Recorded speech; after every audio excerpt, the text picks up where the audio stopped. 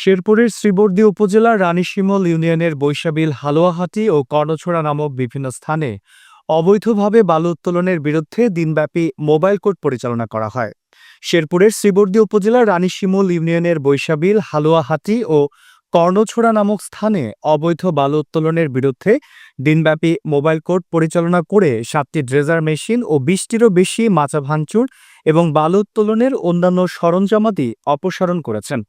এ সময় উচ্ছেদ অভিযান পরিচালনা করেন শ্রীবর্দী উপজেলা প্রশাসনের সহকারী কমিশনার ভূমি ও নির্বাহী ম্যাজিস্ট্রেট মোহাম্মদ নাহিদুল হক। তার নেতৃত্বে উপজেলার রানীশিমল ইউনিয়নের বৈশাবিল হালুয়াহাটি ও কর্ণছড়া নামক স্থানে অবৈধ বালু উত্তোলনের বিরুদ্ধে মোবাইল কোর্টটি পরিচালনা করা হয়। এ সময় একজনকে আটক করে 3 মাসের বিনাশ্রম কারাদণ্ড প্রদান সহ 7টি ড্রেজার মেশিন ও 20টিরও বেশি মাচা ভাঙচুর এবং বালু উত্তোলনের অন্যান্য সরঞ্জামাদি অপসারণ করা হয়েছে। তিনি জানান, আমাদের অবৈধভাবে বালু উত্তোলনের বিরুদ্ধে মোবাইল কোর্ট ও অভিযান অব্যাহত থাকবে। অবৈধভাবে বালু উত্তোলনের বিরুদ্ধে মোবাইল কোর্ট পরিচালনা করায় এলাকাবাসী খুবই খুশি হয়েছেন।